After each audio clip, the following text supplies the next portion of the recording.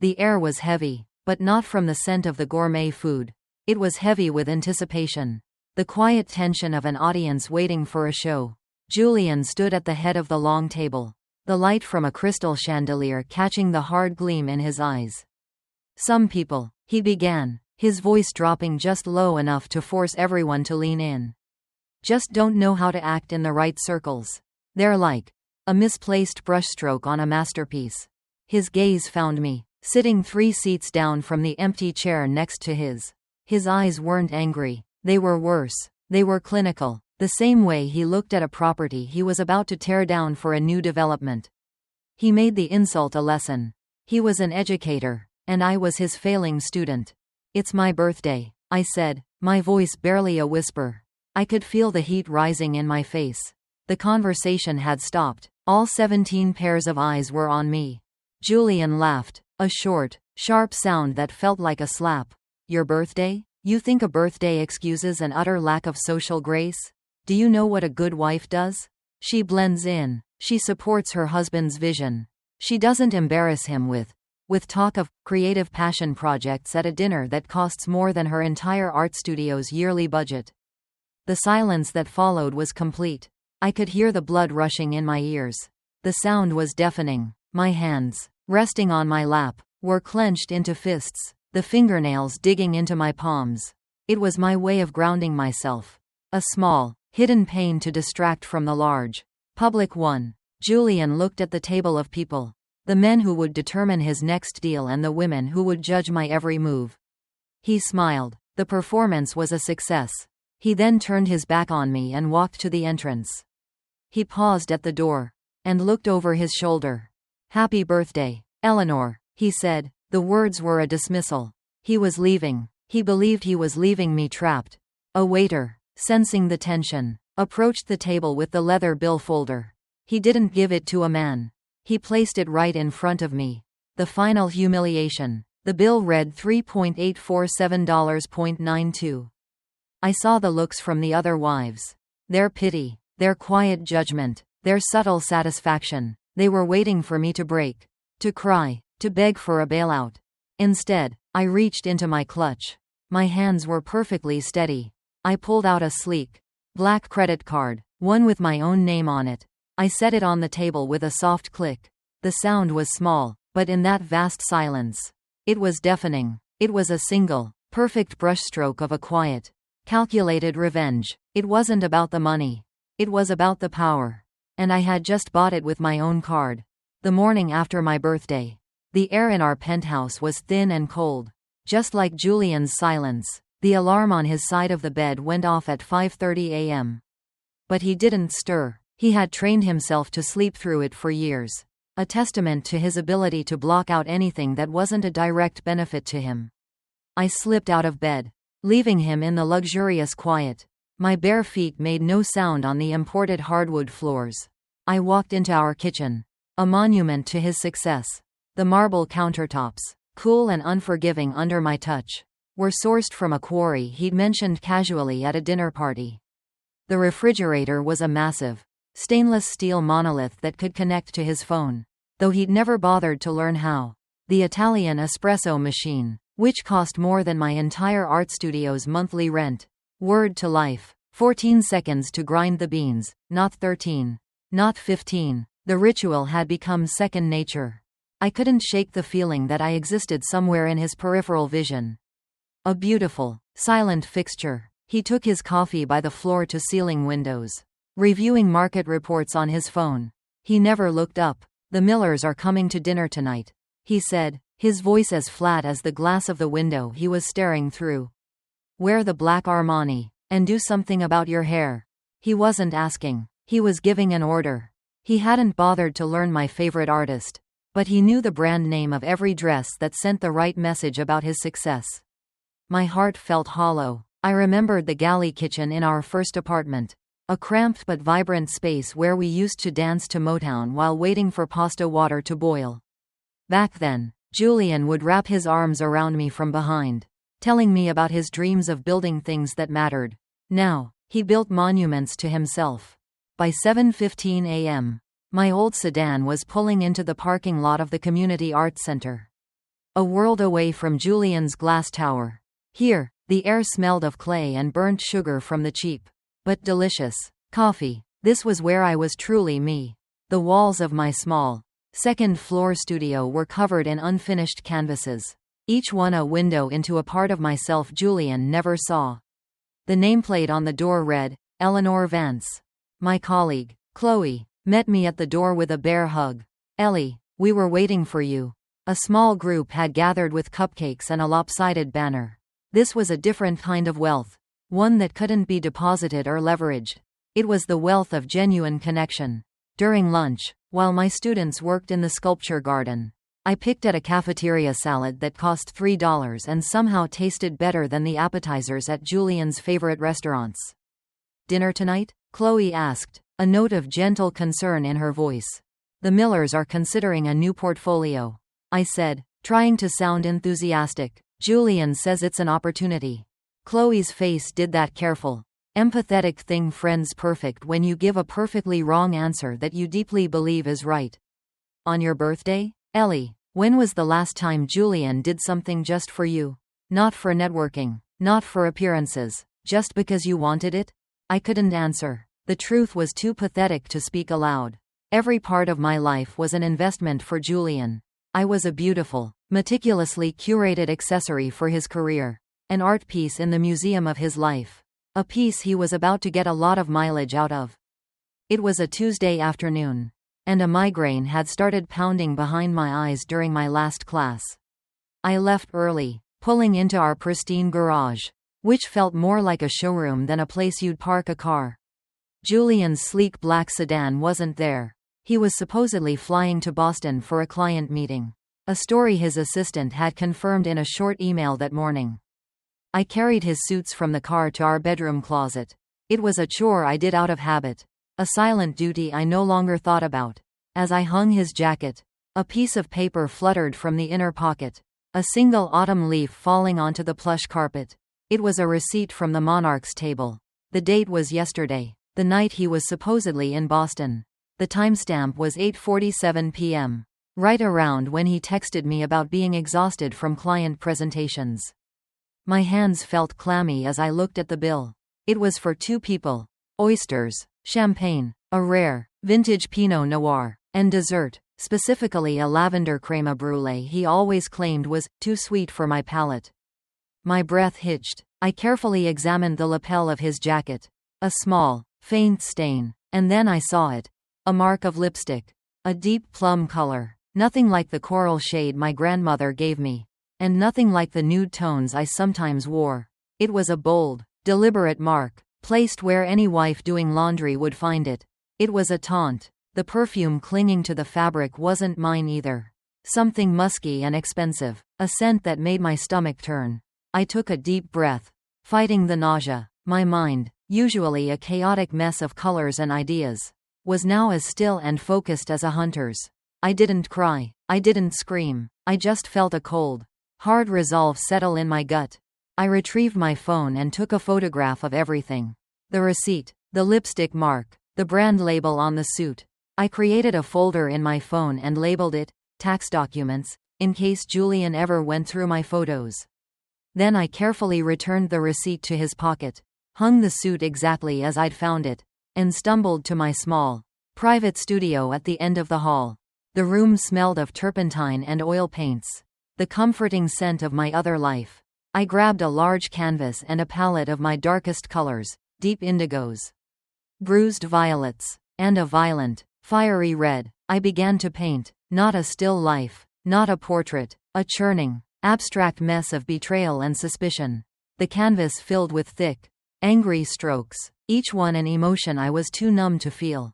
When Julian came home that night, he kissed my forehead and asked about my day, his lying mouth forming words about delayed flights and difficult clients.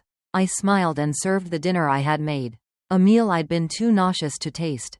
He even complimented the chicken, saying it was perfectly seasoned, completely unaware of the raging storm of colors I had just left behind in my studio. 2 weeks after finding the receipt, insomnia had become my constant companion. I'd lie beside Julian in our cavernous, silent bedroom, listening to his steady breathing, while my mind raced through possibilities. Every conversation, every look, every gift now felt like a carefully crafted lie. My head was filled with the colors of the angry painting in my studio, and the cold reality of the plum-colored lipstick on Julian's jacket. One night, at 2:18 a.m., I crept from the bed. My body felt heavy and exhausted, but my mind was an engine, running on a cold, furious energy. I needed to see, I needed to know. The truth, ugly as it was better than the poison of not knowing. I made my way to Julian's home office.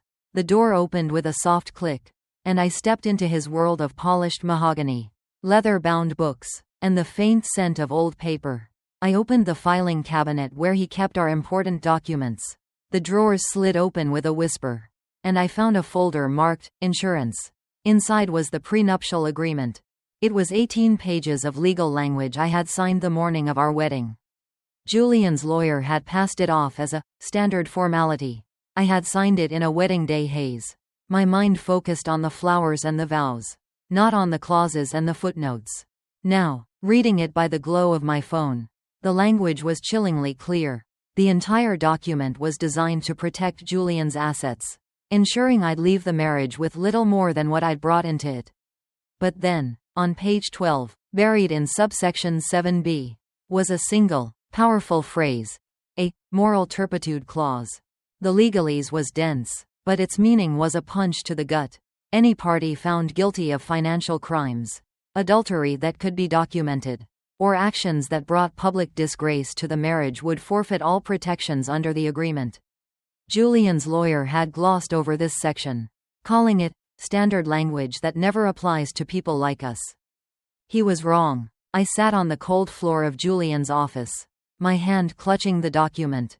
My phone, with its folder of photographic evidence, felt heavy and real in my other hand. He had left me in a beautiful prison, but in his arrogance, he had left the keys on the floor. Julian had unintentionally given me a weapon he never thought I'd be smart enough to find or strong enough to use. In that dark, quiet room, the weight of the document wasn't a burden. It was power, and sometimes, you need power more than you need sleep. The teachers' conference in Providence came 3 weeks after I found Julian's prenup. I almost didn't go, but Chloe had insisted. "It'll be good for you to be around people who get it," she said, her voice full of genuine concern. As it turned out, she was right. During the lunch break, my body felt heavy and exhausted. I was a ghost of myself, navigating a sea of brightly colored lanyards and overly enthusiastic educators. Chloe noticed. She pulled me out of the main hall and led me to a quieter corner near a makeshift coffee station.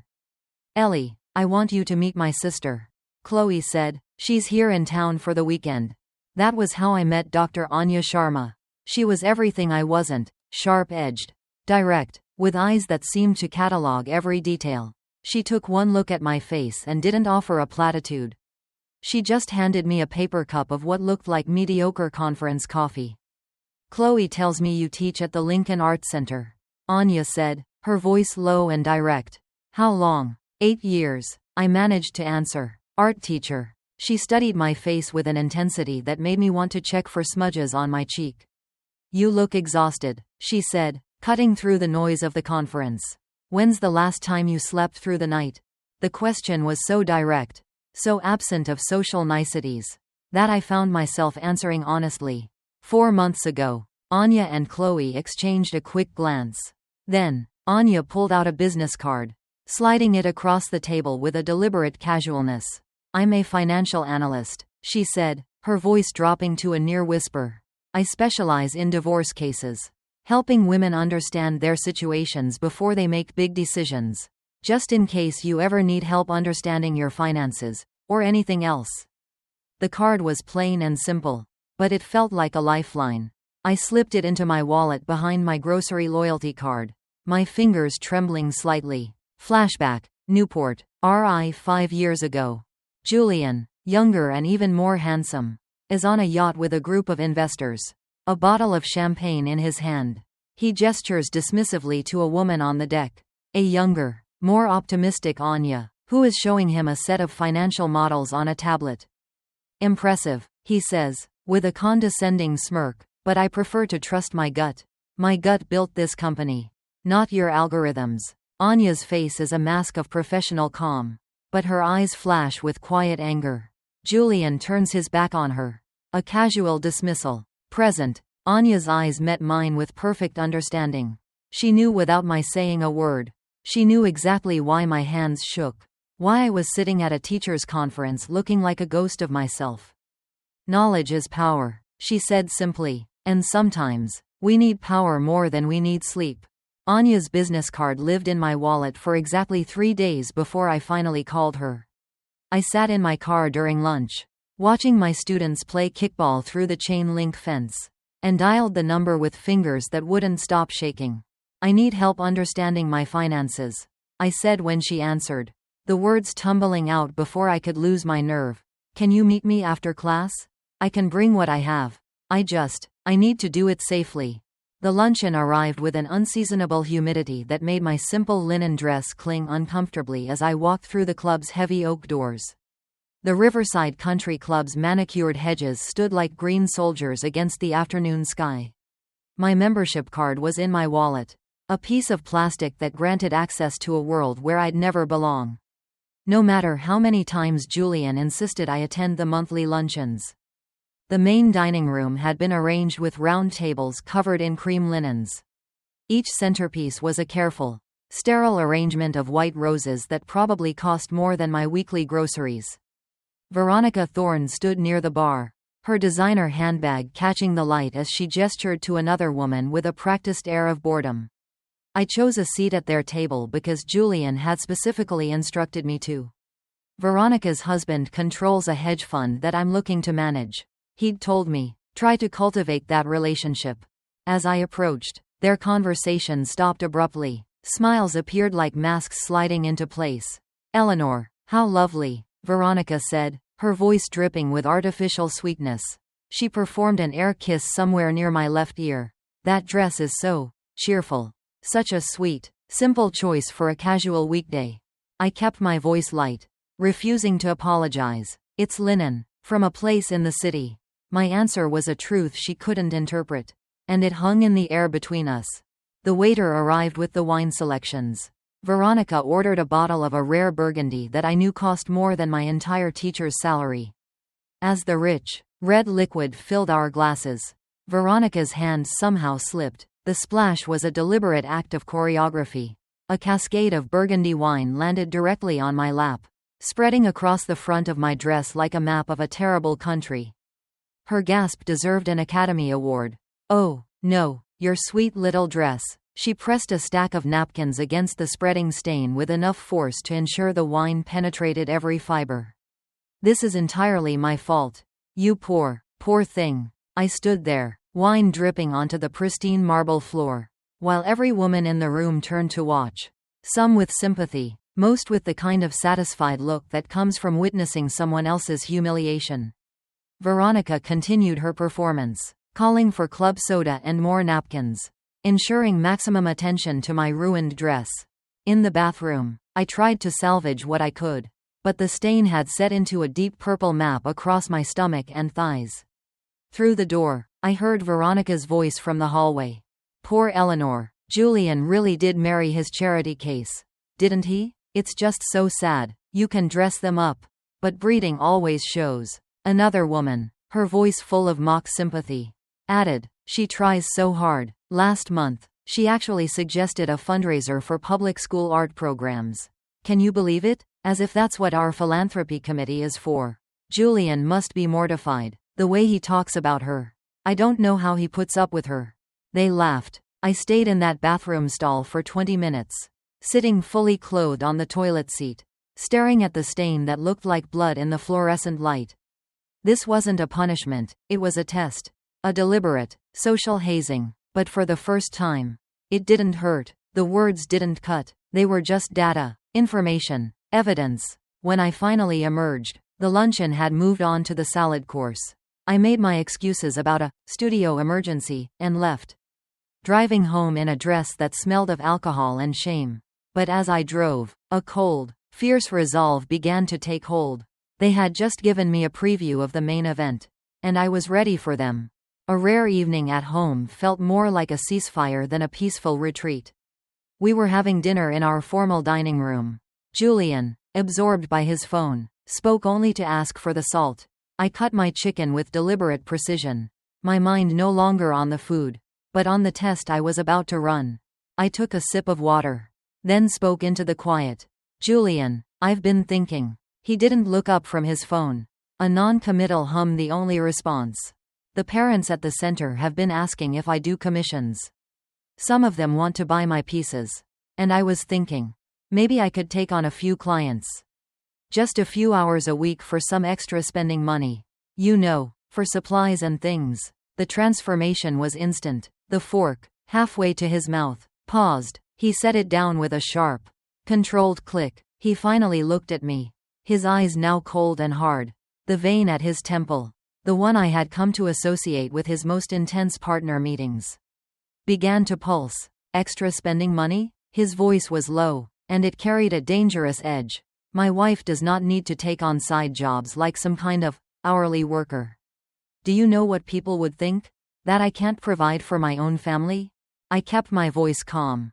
It's not about providing, Julian. It's about passion. People love my work, and it's a way for me to. The answer is no, he interrupted, his voice rising now. He pushed his plate away. The unfinished dinner a casualty of his fury. This is exactly why I hired Veronica to help you with your social profile. You don't understand how things work in my world. Our world. These small decisions you think don't matter? They reflect on me, on my ability to manage my own household. My wife painting for pocket money is an embarrassment. He stood abruptly, his chair scraping against the marble floor. I've invited the right people to your birthday dinner. People who matter, who can help us rise to where we belong. The least you can do is look and act the part without embarrassing me with talk of being a freelance artist like some desperate suburban housewife. He stormed out, leaving his dinner cold on the table and his words hanging in the air like smoke. The house felt suffocatingly quiet after he was gone. But I didn't feel defeated. I felt a quiet, fierce sense of triumph. The test was a success. He didn't see me as a person with a passion. He saw me as a commodity. A beautiful, carefully curated asset. And assets, I knew, could be liquidated. I had all the confirmation I needed. The game was on. For 2 weeks, my life became a carefully choreographed double act. By day, I was Julian's silent, compliant wife. By night, I was a spy in my own home. My bedroom became a command center. The only light came from the blue glow of my laptop screen. The only sound was the clicking of the mouse and the typing of my fingers as I navigated the digital world Julian had no idea I was a part of. Anya was my guide. We met in quiet, public places, the corner of a university library, a nondescript cafe at a bus terminal, spaces where we could be invisible. She taught me about offshore accounts and shell companies, about the paper trails Julian had left and how to follow them. Julian's world of grand statements and loud shows was built on a foundation of meticulously hidden details. And Anya knew exactly where to look. "You're not stealing from him," she said one evening, as I nervously transferred money from our joint account to a new one I had opened in my maiden name. "You're taking back what's yours. What you have a right to under the moral turpitude clause. Think of it as collateral for his extracurriculars." The money moved with a single click. It felt terrifying and liberating all at once. My real work was in Julian's home office. I waited until he was deep in his nightly sleep. The deep, impenetrable sleep of a man with nothing to fear. I would then creep in. A small, stealthy ghost with a laptop and a flash drive. I copied everything. Emails from his mistress. Bank statements with unexplained transfers. And the communication with his lawyers about the prenup. The flash drive, a tiny, innocuous device that held the weight of my future, was tucked away in my art studio under my easel. Every night, I felt my fear melt away, replaced by a cold, quiet resolve. I was no longer an emotional bystander. I was an analyst, a detective gathering evidence. My mind, once consumed by betrayal and sadness, was now a database of dates, times, and financial figures. I knew Julian's schedule better than he did. I knew the name of his mistress and the restaurant where they ate every Tuesday night. One night, After all the evidence was organized and the money was secure, I stood in front of the full-length mirror in my art studio. The room was dark, but the moonlight from the large window illuminated my face. I looked at my reflection, not as Eleanor the artist, or Eleanor the wife, but as Eleanor the woman who was about to take her life back. I practiced the words I would say, the calm tone I would use. I rehearsed the moment he would realize what was happening, the moment his flawless performance would finally crack. My phone, lying on a paint-splattered table, buzzed. It was Julian. Dinner with clients Friday. Be ready by 7. A simple text message, a command. He had no idea he had just signed the death warrant for his perfect life. All the pieces were in place. It was time for the final performance. The dining room of the Gilded Lily was Julian's stage. Tonight, under the gleam of crystal chandeliers, the hum of polite conversation felt like a fragile, silent tension. The clients, a collection of powerful men and their impeccably dressed wives, sat in their chairs. A tableau of wealth and pretense. Julian was in his element.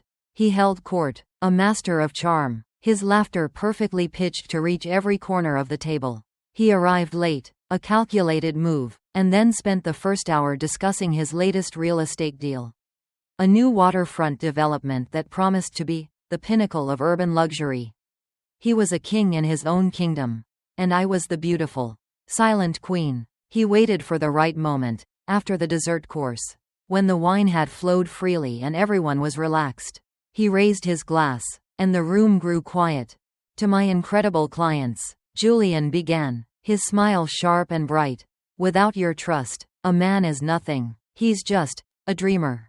He paused, his gaze sweeping the room before landing on me. A familiar, condescending look, and without the right partner, a man is, well, less. My wife here is a wonderful, passionate artist, but tonight, she reminds us all of the beautiful, chaotic things we give up for the sake of ambition. He motioned to the waiter for the bill. It was a perfectly choreographed moment of public performance. Just as he had done on my birthday. He took the leather folder, opened it, and without a word, slid it across the table to me. He smirked, that arrogant, self-satisfied look that said, "Let's see you get out of this one." For a split second, the table was silent. The clients looked from Julian to me, waiting for the expected reaction, the blush, the stammer, the look of silent panic. They were waiting for the show, and I was about to give it to them. I pulled out my wallet, my hands perfectly steady. I took out my credit card, the one with my name, the one I had paid for with my own money. I placed it in the folder and slid it back to the waiter. Julian's smirk faltered, his eyes narrowed, but his audience was still watching. So he simply gave a short, dismissive laugh. Eleanor's being playful tonight. She always had a bit of a dramatic streak. The waiter returned with the receipt, which I signed with a perfectly steady hand. I then placed the pen down and looked at Julian, my voice cutting through the polite silence of the table. It's not drama, Julian, I said, my voice low and clear. It's a declaration. I looked out at his clients, all of them staring at me, their faces a mix of confusion and morbid curiosity. I spoke to them directly. Julian told you that he's building a pinnacle of urban luxury.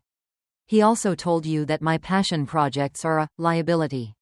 What he didn't tell you is that to secure funding for his masterpiece, he signed a forged document, using the signature of his ex-partner, Dr. Anya Sharma, without her consent, the same Dr. Sharma whose reputation he destroyed 5 years ago. I have the documents to prove it, and they've already been sent to every major news outlet and regulatory agency. Julian's face went from disbelief to a ghastly shade of white. The color drained from his cheeks as his eyes went wide with pure, unfiltered panic. The veneer of his performance shattered. "What did you say?" he hissed, leaning across the table, his face just inches from mine. "You're lying." I smiled, a real, genuine smile. "Lying? I'm just telling the truth. The same way you told everyone you'd never get a prenup, and then lied and said the moral turpitude clause was standard. The same way you told me you were in Boston the night I found your lipstick on your suit. It's not a lie if you never get caught. Right, Julian?" He stood abruptly, knocking over his wine glass. The deep red liquid spread across the tablecloth like a stain. A perfect, final piece of my art. You've gone mad, he spat, his voice a low, strangled whisper. The table was in chaos. People were picking up their phones, their quiet whispers turning to panicked conversations. Their shock was a symphony of fear and betrayal. I stood up, picked up my handbag, and looked at him for the final time. No, Julian, I haven't gone mad. I'm finally sane, and I'm free. With that, I turned and walked out of the room, leaving him alone in the ruins of his carefully constructed life. The door swung shut behind me, the muffled noise of the restaurant disappearing into a final, satisfying silence.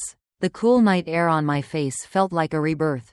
I left the Gilded Lily, the muffled sounds of the chaos I had created fading behind me like a bad dream. Julian's ruined life was no longer my concern. My heels clicked against the pavement. A clean, sharp sound of finality. I got into my sedan and took a deep breath. The air smelled of rain and exhaust. A scent I knew, a scent that was real. Julian's world was a bubble, a pristine, scentless void of controlled environments. This, the real world, felt alive. My phone buzzed in the center console. Julian's name, Julian Sterling, flashed on the screen, followed by Veronica Thorne. Then, Julian Sterling, again. I smiled and turned off the phone, the digital silence feeling like a reward. I drove without a destination, just following the winding streets until I was far away from the polished marble and sterile perfection of Julian's world. I turned on the radio, and a song from my college days came on. I hadn't heard it in years. I found myself singing along, the words feeling foreign at first, then flowing out of me with an ease I hadn't felt in years. I didn't go to the penthouse. The thought of it, a place that had become a gilded cage, felt suffocating. I drove to the one place that was truly mine, my art studio. The small parking lot was empty, the streetlights casting long, lonely shadows. The air inside smelled of paint, turpentine, and all the forgotten dreams I had buried to become Julian's perfect accessory.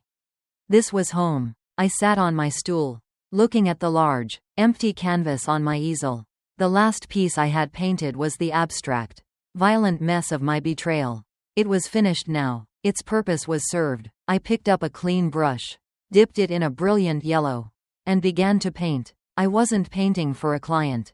I wasn't painting to process pain. I was painting to create something new, something that was mine and mine alone. The canvas was no longer a mirror for my anger, but a window to a new future. Eleanor looks at her new painting, a vibrant, abstract masterpiece filled with joyful colors. The final shot is a close-up of a single, powerful brushstroke. Julian had a final text message for me. "Don't you dare come back." But he was wrong. I never left. I just chose to live a different life. A life I created for myself. I am Eleanor Vance, and this is just the beginning. Eleanor's story shows us that a perfect exterior often hides a deeply painful truth. Society often defines a woman's worth through the man beside her. But Eleanor proves that true strength doesn't come from an expensive dress or a husband's social status. It comes from courage, self-reliance, and the willingness to face pain to find your authentic self. The lesson here is that you should never accept being an accessory, a possession in someone else's life. Eleanor's journey of revenge wasn't a rash act. It was a meticulous plan to free herself from control and contempt. She used her intelligence and talent, turning betrayal into a source of power to build a new life where her value is defined by her, not by the man who once called her a burden. If Eleanor's story resonated with you, please share your thoughts on times you've felt underestimated and how you found your strength again in the comments below. May you always find peace and the courage to live the life you truly desire.